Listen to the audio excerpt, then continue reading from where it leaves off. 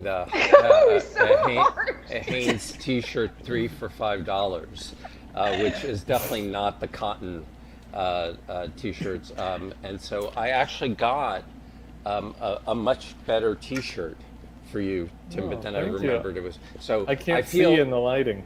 You can't. Well, Take us live, KK. Anyway, I just want Oh, you to we're live? This is like nagging. Hang on a second. It's a thing in And- flirting. It's like We're live.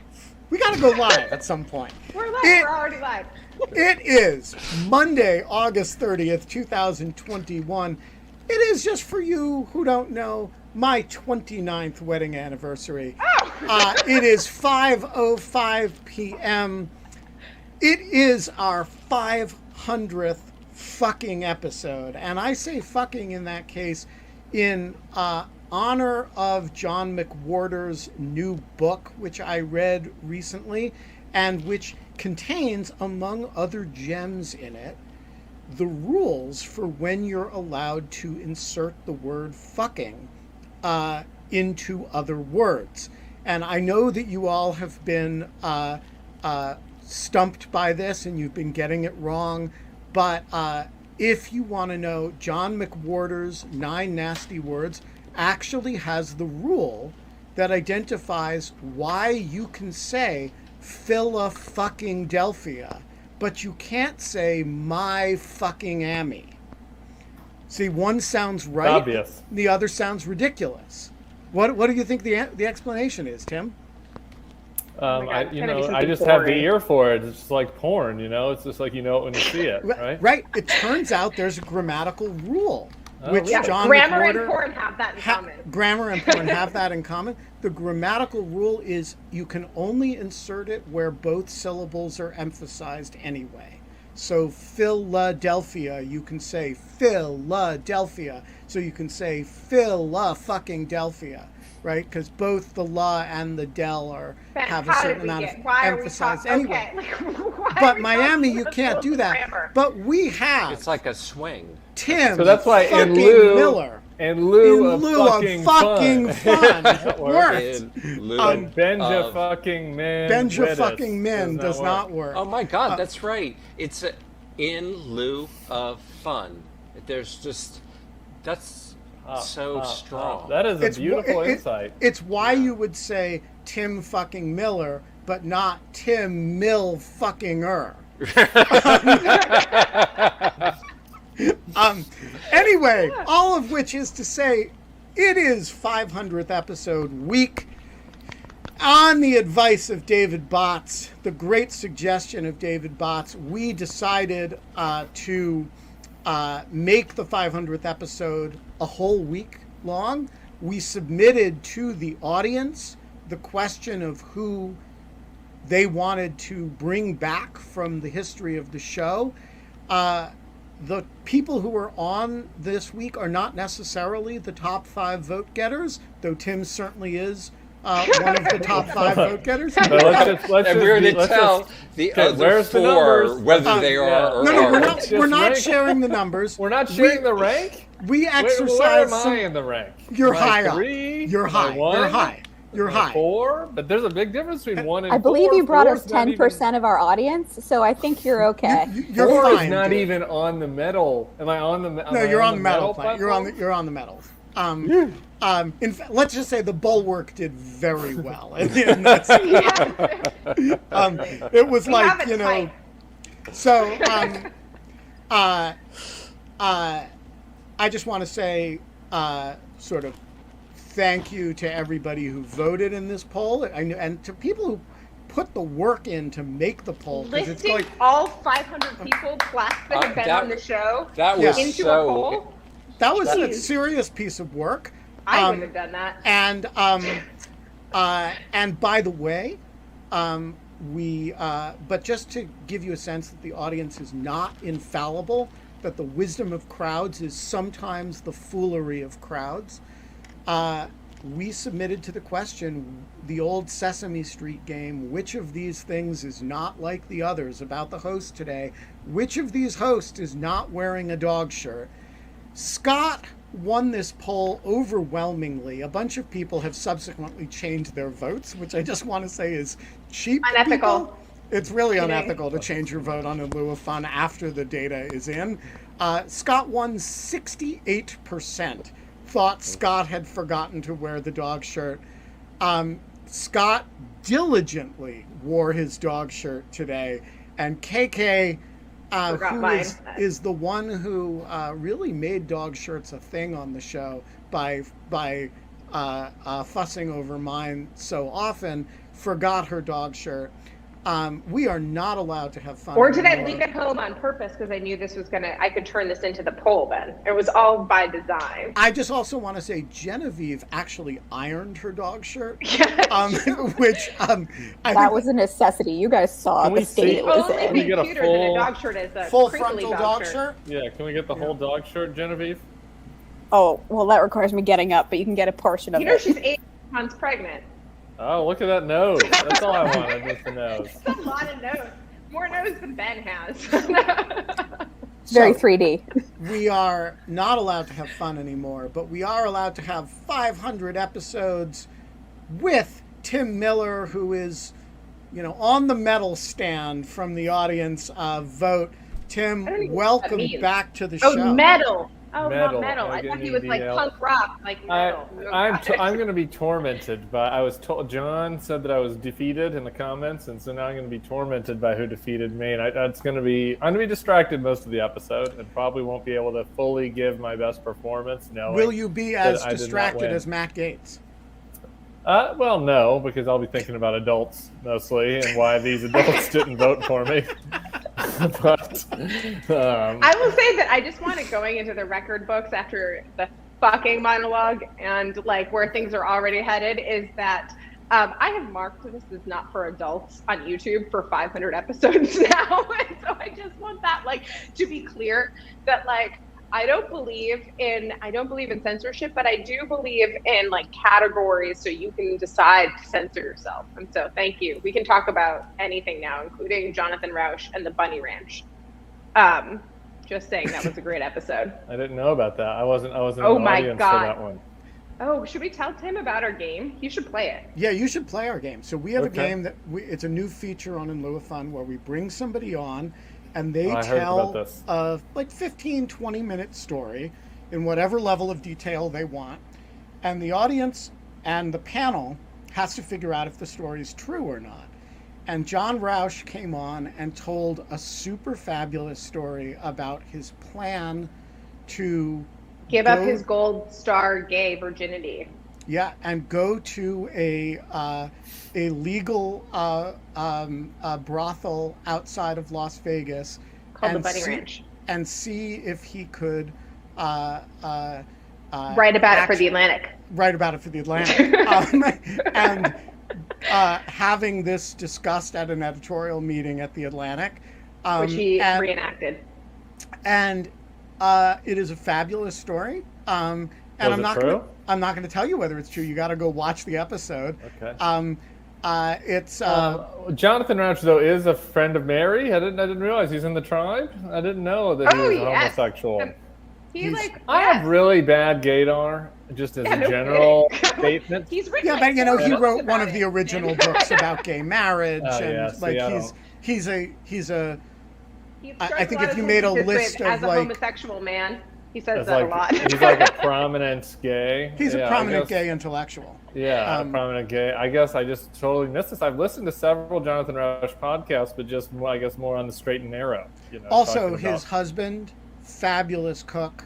Dinner parties at John Got it. Rauch's house Okay. with Michael Lai cooking is a. Oh, Sarah Longwell's in the comments. Sorry, Sarah, you didn't get voted in the top 5. So you're Actually, not, she She did, did. and Oh. she and that is why she bring her on because she agreed to make a cameo today. She is on vacation, but joining us from her vacation, we Yay! are get to say hi to Sarah Longwell. So Tim, what other than annoying texts has In Lieu of Fun meant to you for the past year and a half? Well, I mean, I feel like I bonded with Lisa Page and her puppet. We've shared musical recommendations between one another now. I used to think that I kind of had a special Wait, with the puppet? Meg Ryan Bob connection with Kate, and I haven't. We'll get back I to don't it. anymore. She's get back passed the to it. Bob, but I have an open invite to her home. That's not quite on Provincetown, which I haven't taken her up on yet, but I will. What happened to Provincetown? And there was a period of time where In Lieu of Fun did mean a lot to me because I really wasn't having fun, and I needed Right. something in lieu of fun. You know, that's abated a little bit because I am double vaccinated, and I am not going to let the Delta variant get me down. I've had to, edit my behavior a little bit, as discussed the last time with Scott. Maybe not as much as Scott. I'm not like licking any Delta variant poles, like trying to get it as part of like a chicken pox type game. But I am, doing some stuff. So its value has, I guess, abated slightly, but just I still cherish, all the things that I gained over the past 500. How many weeks would that be? 500 divided by 7? It's notable. It's a lot of weeks. A lot of weeks. It's notable to me. 80 though. weeks-ish? I mean, Yeah, it's it's 75, notable- 80. How is it notable? It's notable to me, Tim, that you didn't talk about the T-shirt connection we have. That's like something that added to. Yeah, your well, we just met, thing. so these are the sorts of bonds that kind of build over time. It's sort of an exponential growth type thing, and so So maybe Kate at and the I have fa- had maybe at the Kate and I have had a 1000th Provincetown epi- shtick now. maybe at the yeah. 1000th episode when you might actually do better in the ranking. No, I'm sorry. I feel scorned. I think we'll look back and you remember when you said that in the 500th episode, and we'll have That'll that. be funny. We talked about how you tried to lick a pole in order to get the Delta variant so we could get it behind you. Okay. You really have to- Not the way that Jonathan Rauch does. Man, I'm feeling embarrassed about this, Jonathan. I have two embarrassing moments of Live and Fun. One just happened, not knowing that Jonathan Rauch was a homosexual. And then the other, when Kate put me on the spot, was like, name your top 10 favorite authors now. And I was like, ah! And I was like, I'm pulling up my Kindle on my phone. No, I do. I read books. I just forget that my memory doesn't work. And so I'm pulling up my Kindle and scrolling. And I was like, who wrote that book again? It was a Japanese lady. So that was a really embarrassing moment for me. And I'm still a little traumatized by that. So I've had some good and bad over the 70-ish weeks. Well, I just want to say about In Lieu of Fun and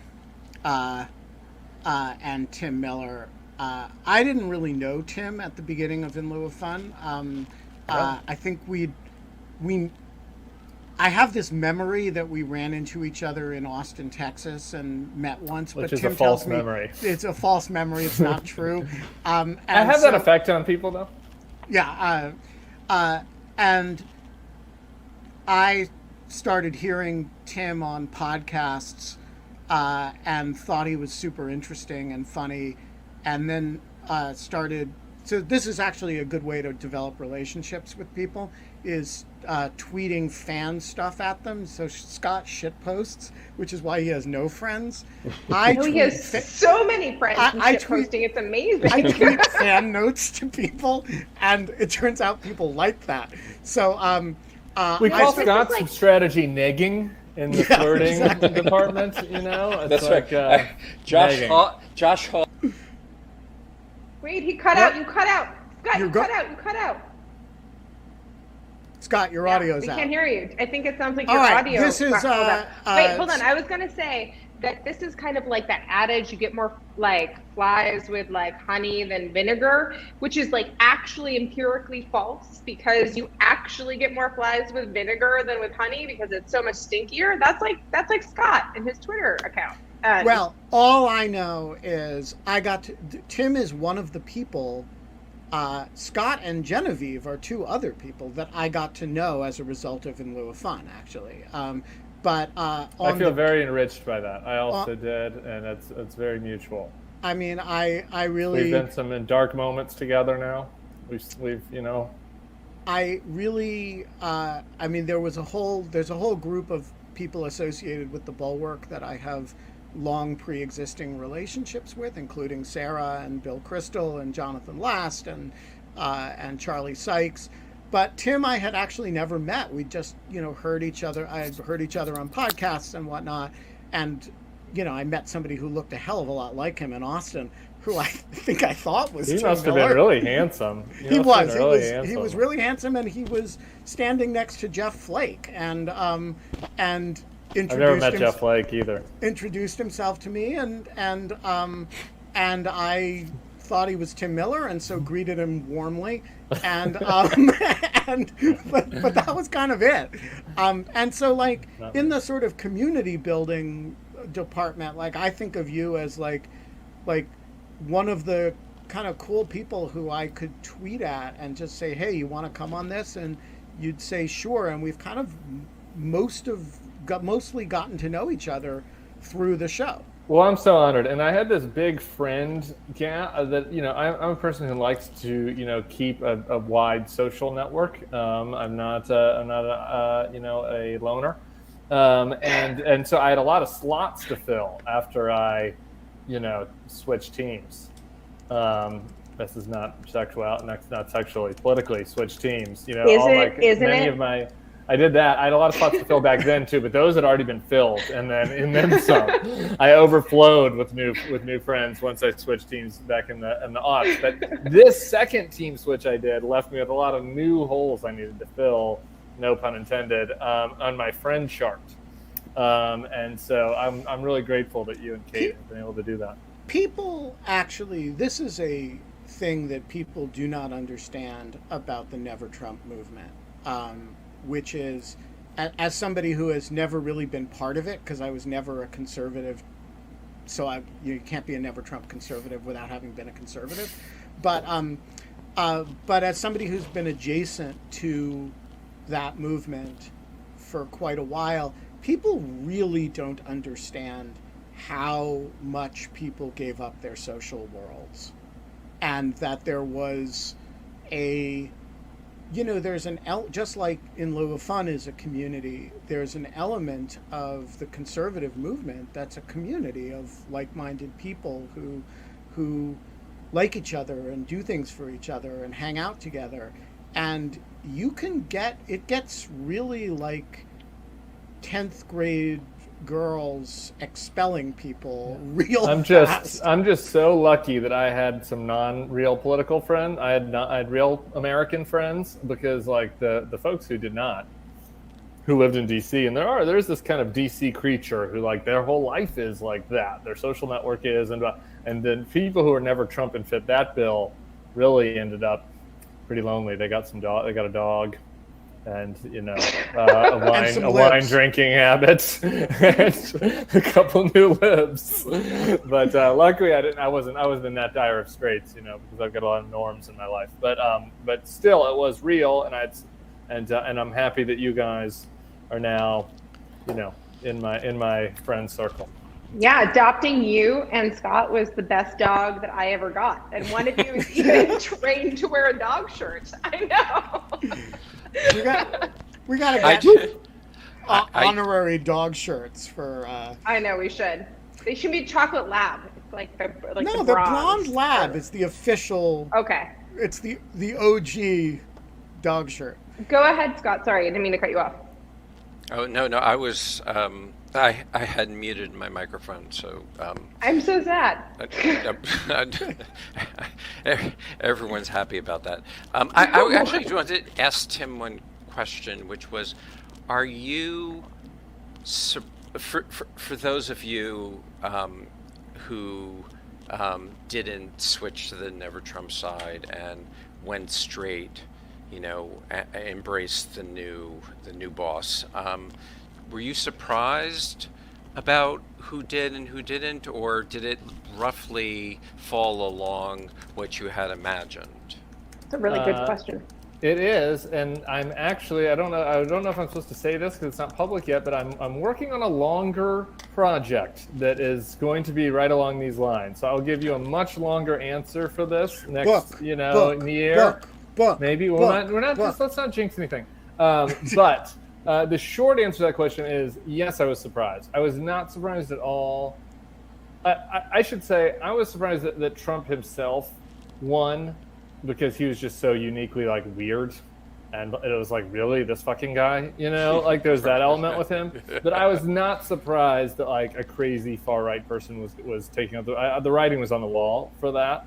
I was taken really aback by how quickly most people just got on the train.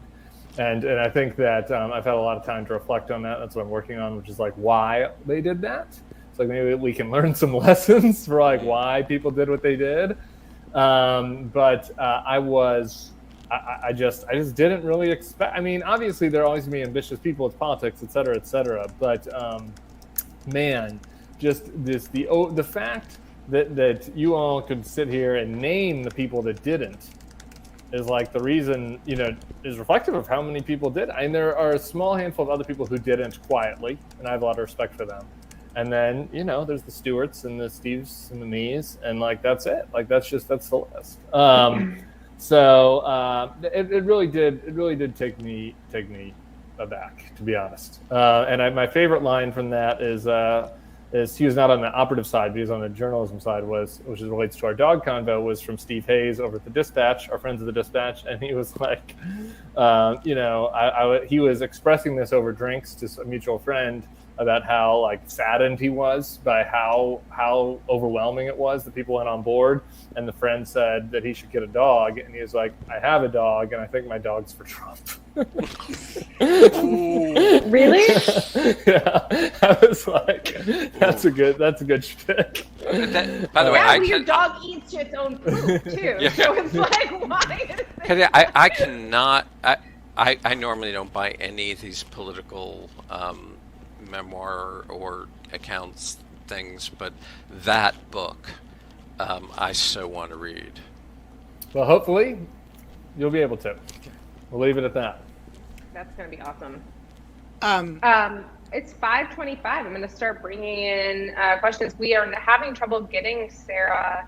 Yeah, Sarah. So I just want to say Sarah is on vacation.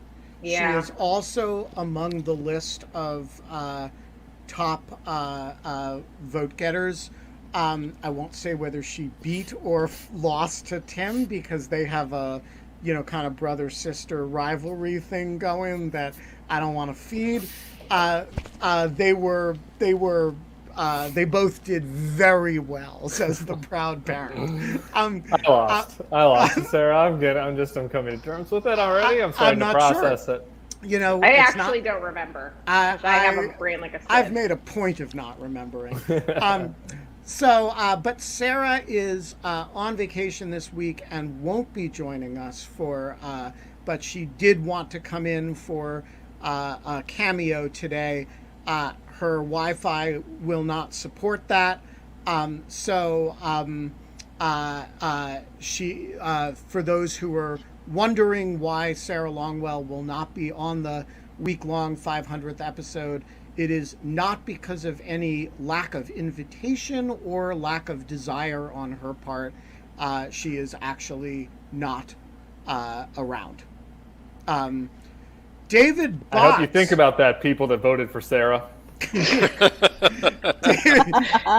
Botts, whose idea this gala celebration of 500 episodes, each episode this week representing 100 episodes of In Lieu of Fun, was. The floor is yours. Well, thanks very much. So let me. Hi, Tim. Great to see you. Hey, David.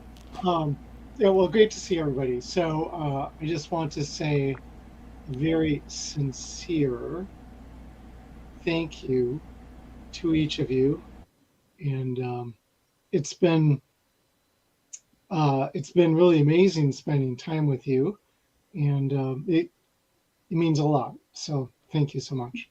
I've read your son's thesis for graduating from college at this point. Like, I have never met you in person, but I really love that. It's been so nice to get to know you, David. Thank you so much. So, thanks everybody. Yep. Hi. Wait.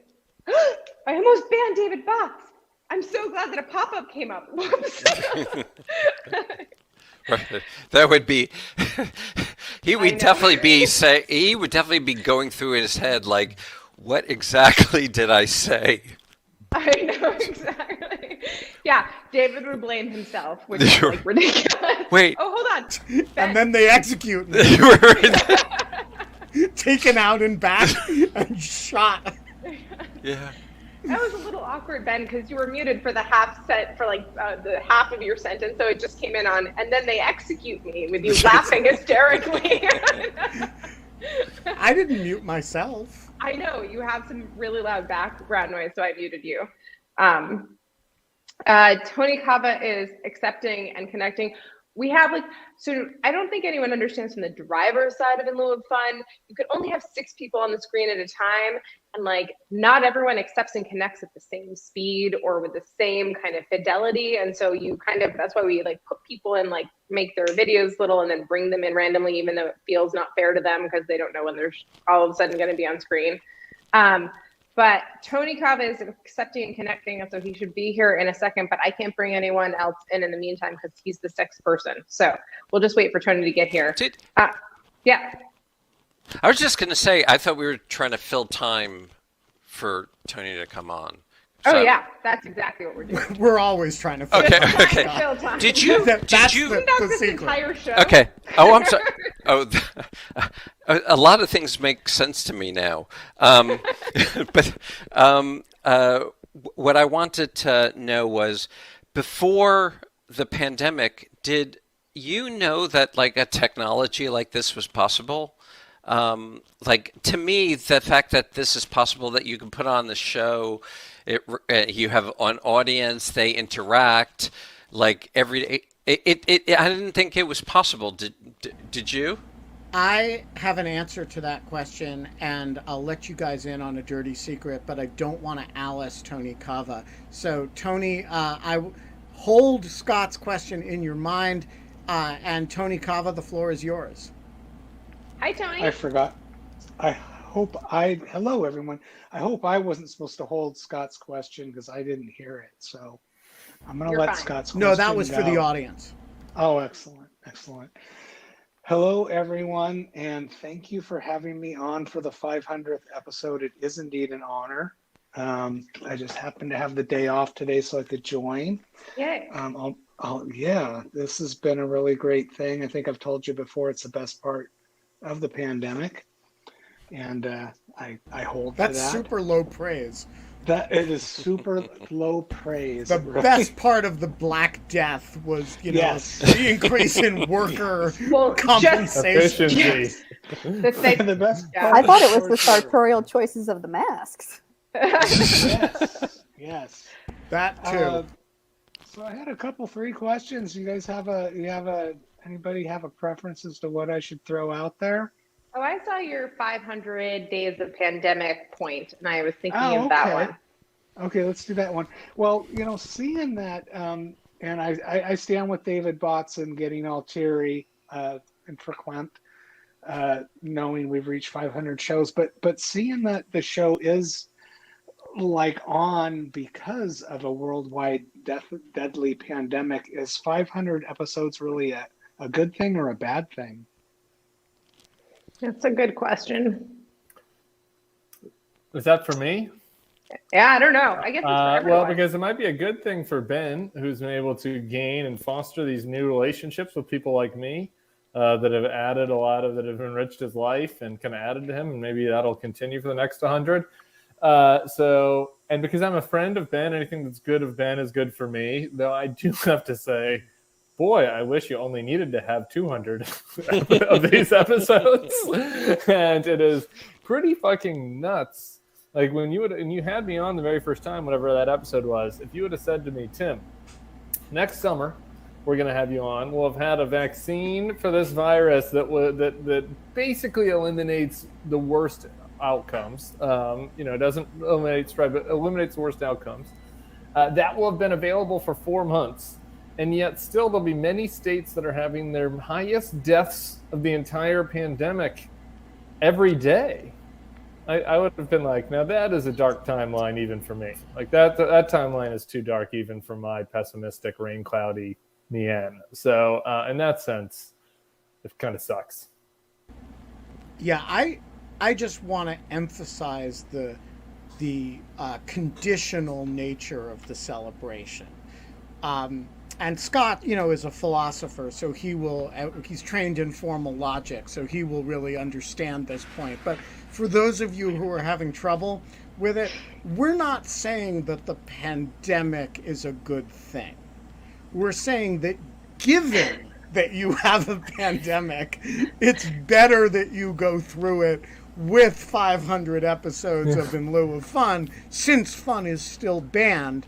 And we did have this brief period where we thought we'd stop. We thought fun was now allowed. Tim was promising face-licking parties, and we earnestly, grappled, as we should seriously grapple with the question of whether In Lieu of Fun we were beyond that at this point. And we stuck with it, and we kept doing the show. Because it is better, given the existence of the pandemic, and the fact that fun is banned, to have In Lieu of Fun than not to. I don't think anybody would say, all right, you can have the 600,000 Americans and 4.3 million people back, but you have to give up all 500 episodes of In Lieu of Fun. I don't think even KK or I would say no. No, In Lieu of Fun was so great. We are issuing a correction. Pandemic. We are issuing a correction. You do not have to hand it to ISIS K in the pandemic. Yeah. God bless drill. Yeah. Right. Yeah. I think that I'm a little surprised that you feel like you have to qualify that, Ben, because I do feel as if it's in the title. I would, a little bit. Can I? You shouldn't have to asterisk it. Go ahead, Scott. Well, I'm the philosopher here, so I feel like I should examine Ben's argument for any possible holes. And if I find them, I have to just tell him, even if it's embarrassing. Intellectual honesty. Yeah, but I'll just tell you that based on my years of experience, what Ben said makes sense.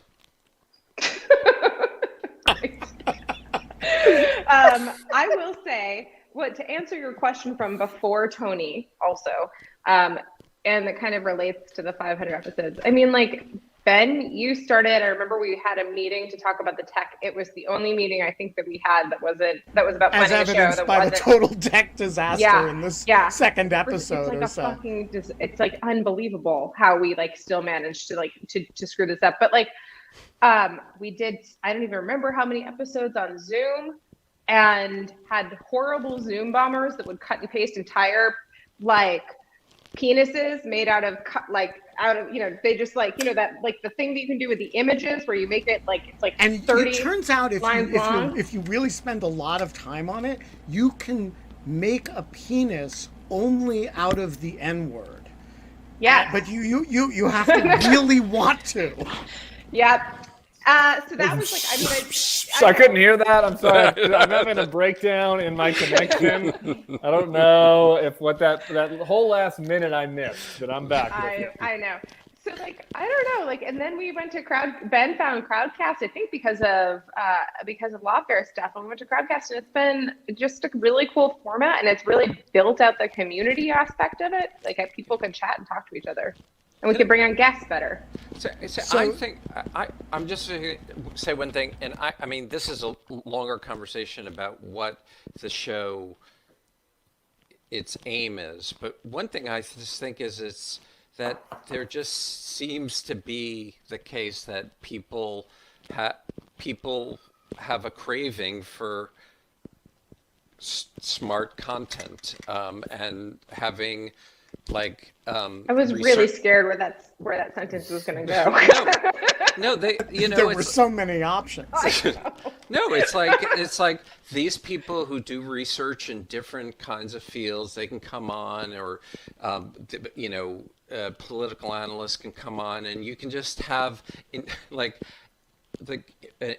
intelligent conversation is Yeah, actually, I think that's what the show is about. We can bring on Pulitzer Prize winners and have us talking from our bedrooms in our pajamas and our dog shirts, or, you know, I feel like, no, but there is like, I think it's really, I think it has been really, I think it is really fun. I don't think there is something kind of exactly like this right now that is video and audio and kind of current events, political, and goes into kind of random divergence from political stuff and the news into like corvids and bees and I don't know, any of the random people we brought on.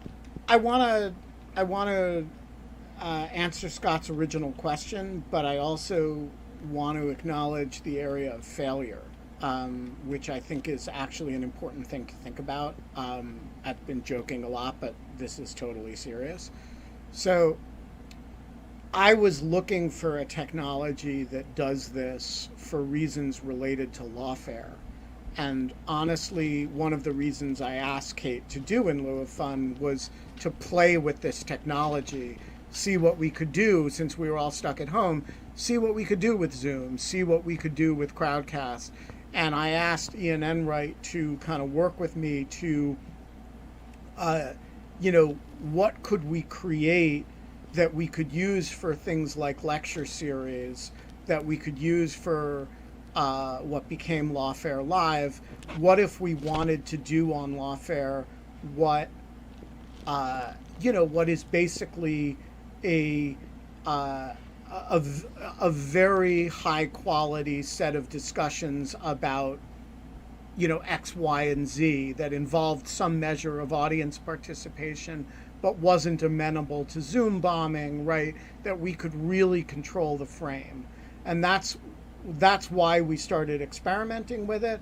And In Lieu of Fun was kind of imagined as a way for me to play with the technology, a little bit distant from Lawfare, be a fun project to do with Kate, and it was a way of exploring some of the technology. Here is, you've all seen the things that you like about it, and let's just be honest about the sense that it fails, is that it's very hard to scale it. So we can address 750 people a day this way, and maybe another few hundred in the audio, people who listen to it on the audio. But we are living in an ecosystem, of that is a grotesque swamp of disinformation, lies, and the opposite of what we're trying to do here, which is, intellectual community building, and based on serious information and good fun and fellowship, and that we have figured out the magic secret to doing that at the 1,000 person level. But we have not figured out the sense in which ideally you would want to be able to do that at the 1,000,000 people level or the 10,000 people level. And adding a decimal point to that is extremely, extremely difficult. And so, I'm not an entrepreneur. I'm not trying to make money. I'm interested in having good conversations myself and the quality of the ecosystem that we're creating. But I am keenly aware that, if you think about it as an economist, this is a total failure. If you think about it as a business proposition, it's a total failure. None of us is making money doing it. That's the definition of failure in a market. And none of you is paying for it, which is the definition of failure in a market. And so I do think it's important to think about, while we're doing this, Alex Jones is doing this too. And he's making money hand over fist. He's also building a community, and the market is rewarding that and not rewarding this. And so I do think we should, as we congratulate ourselves on 500 episodes, remind ourselves that there are people who are doing this better than we are, and they're the bad guys.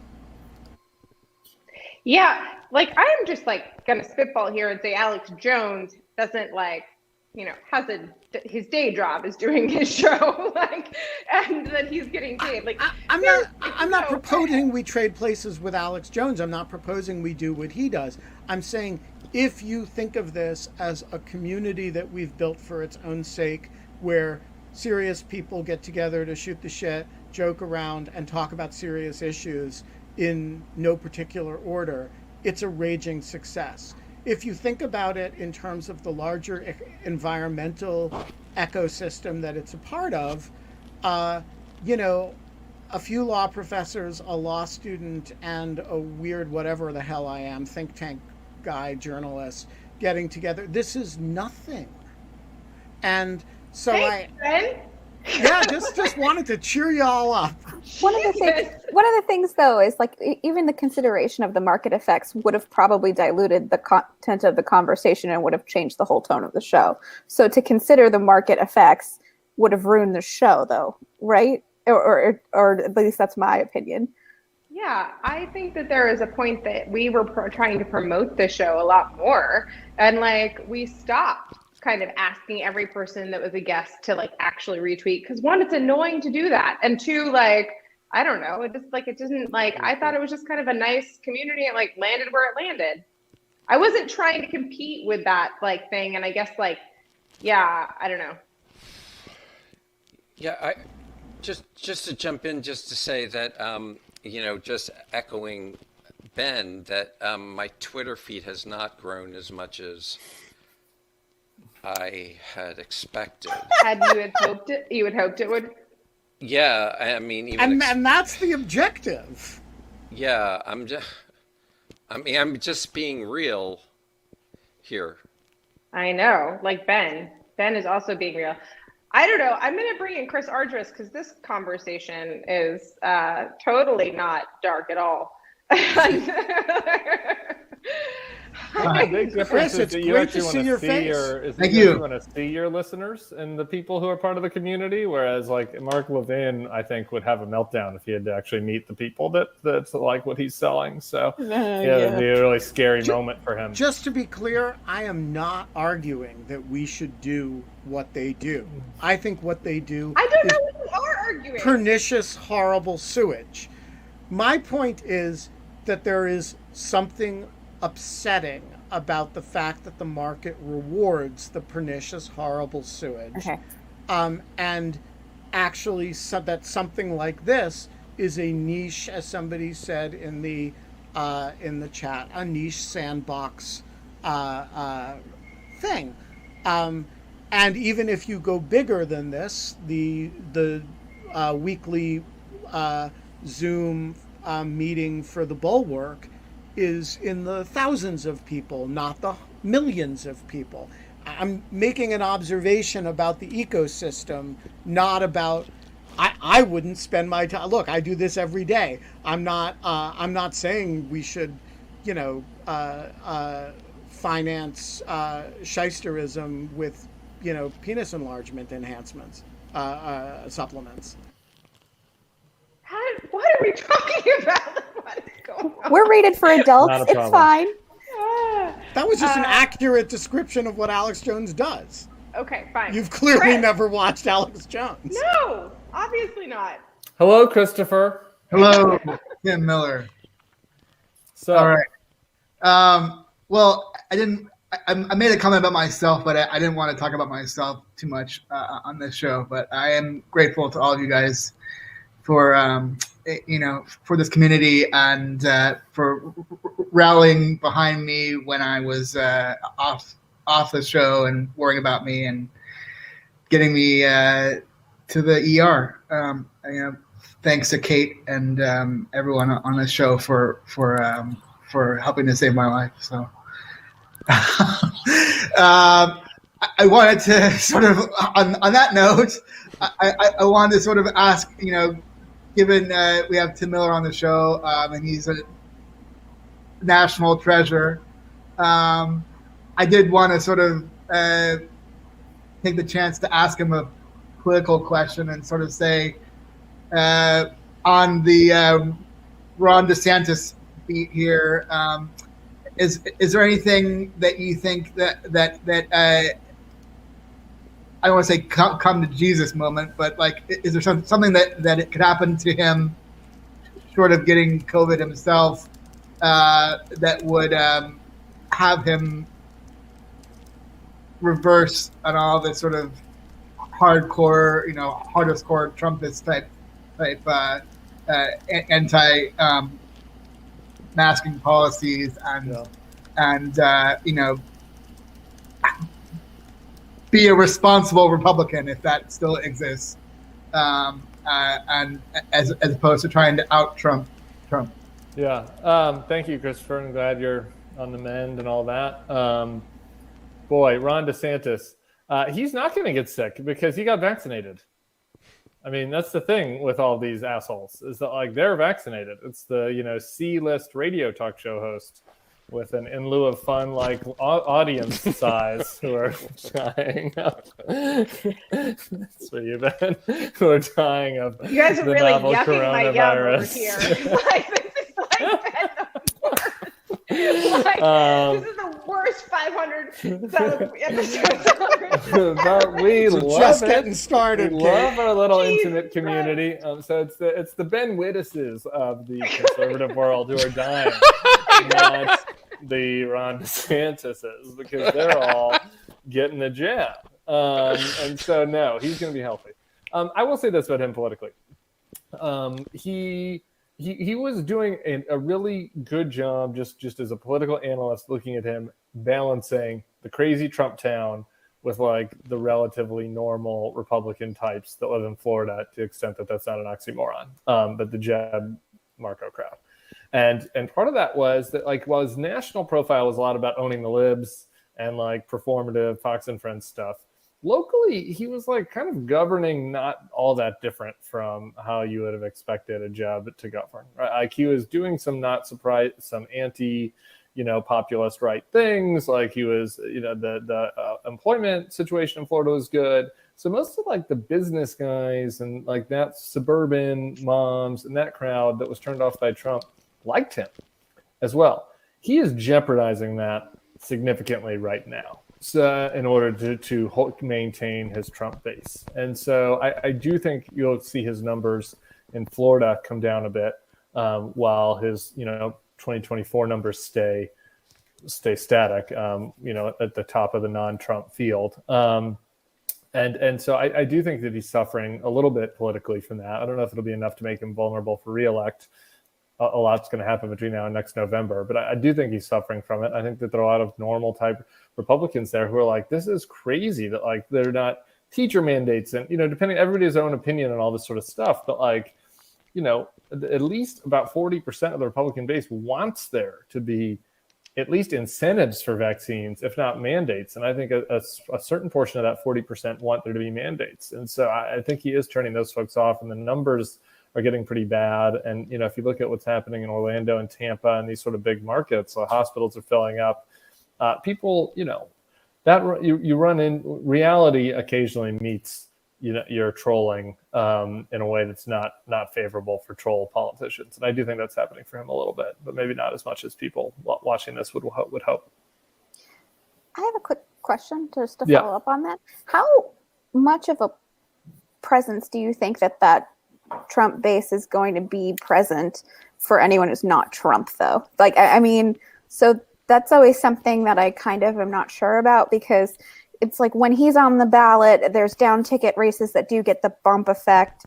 But when he's not there, are they going to care? I think, as far as and we had despite all the talk about, voter suppression and all this, like we had a massive turnout at this last election. And part of that was driven by Trump himself, right? Like he inspires people who are not in the political process and to vote for him and against him, right? And he's like a classic lightning rod who's outside of like the nerdy political world, like as a cultural figure. So I do think that there'll be a diminishment of that. But even among your existing kind of Republican regulars, the types of people that vote in elections all the time, it's about half and half. If you look at a poll, it might be 40-60, might be 60-40, might be 50-50, but somewhere between 40 and 50% of the Republican regulars like really like Trump more than they like, insert establishment Republican person here. And so, he'll still have an impact with those people regardless of what happens to that other category of people who aren't Republican regulars that he activated to turn out to vote.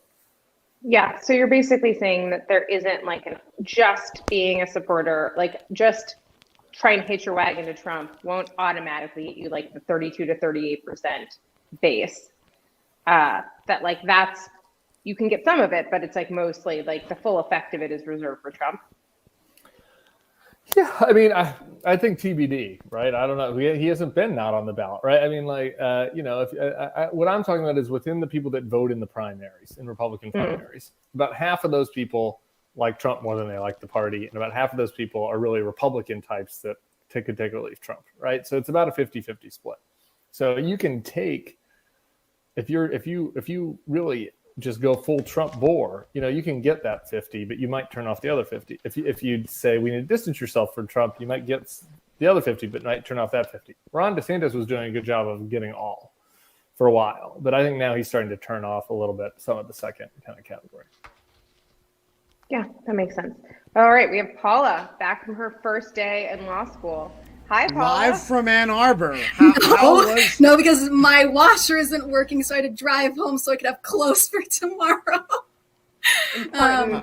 Live from not in Ann Arbor. How was your first day of class? I thought it was great, honestly, and I think it's so much fun. And it's like I feel like I got like an old, like I played sports for so long, competitor side of me, not in like I want to compete with other people, but like every day of training before the pandemic was like, how far can I push myself? And I'm in a new academic setting and it's like, oh, wow, I can finally push myself again after like, being like having time off for so long and like not being mentally challenged. Kate's like making a weird face and it's scary. I just don't want you to be a gunner, Paula. No. I mean like to see like what I can like prove to myself in a sense, right? Yeah, like it took but I want to like say something to Ben's point. And it's a little bit of Scott going to say something? I thought Scott was, but I can't tell if he's muted or not. It looked like you were moving your mouth. You're muted. Oh, okay. Yeah. Okay, go ahead. To Ben's point, if you take a different perspective, and I've actually thought about this quite a bit, I don't know why, but I always think about the fact that there are like hundreds of maybe thousands of foundations that claim that they're helping people, especially students in lower income areas, to help them get connected with people that will teach them things about their, sector or their field and put them in contact with people that, know more than them. And people funnel millions of dollars into these foundations and charities, and they do absolutely nothing most of the time. And I was from a university compared to like, for example, some of my classmates from high school who didn't have like really fancy speakers compared to someone I know who went to a school in New York, right? And you guys with zero money have done that for a group of people while thousands of foundations fail to literally do a simple thing of connecting people, like Scott said, into smart conversations. And you guys have managed to do that without having like Bezos attached to the end of the show or whatever, philanthropic last name. And I think that's we're selling huge... all of your data. I hope that that's right. Paul, you've come to a realization that it took me a decade in Washington to figure out, which is that like almost all of the foundations and advocacy groups are terrible and do nothing. Bullshit. And it's like an entire fake ecosystem. Except the ones that support lawfare, except the ones that support lawfare who are doing a great job. But there's an astonishingly high percentage of them that do literally nothing, and there's an entire fake ecosystem of people who are just glomming off the teat of the public, money and old dead rich people, or even like little. Some really like bad universities have failed to do at a minimum what you guys have done and take the money of students and like give them nothing after a certain amount of years. And I think if we're not going to look at this as a business, but maybe as what Scott said, giving some people the opportunity to connect, it's 100% done that job and well beyond, I think, what people have done with a lot of money and have failed to do. So I think that's Okay. a point. So first Really of all, well said, Paula. thank you. And secondly, I do not want to sound like I'm suggesting that what we're doing here doesn't matter, because You just said that like 3 times. No, Like, none of I this did matters. not say that. I said that there is a larger project that this kind of micro ecosystem can't address, that is, a big problem in the information space. And that there's an aspect of this that I scratch my head and worry I don't think it can scale, and I worry that it can't scale. Because I'm very afraid, having spent as much time in the cable news ecosystem as I have, which Tim has also done, there's a lot of reason to be afraid of that ecosystem. And I like this ecosystem a lot better. And I wish there were a way to make mass market products that were based on something like high quality information, good conversation, impromptu discussions with audiences. But the thing that gets lost when you try to do that, the first thing that gets lost is meeting people like Paula, and, who shows up and starts asking good questions, and we all kind of get attached to her, and she's going to law school, and that involves something that we're all have some intimacy with, and so we all kind of start talking, and that doesn't happen with MSNBC, and it doesn't happen with Alex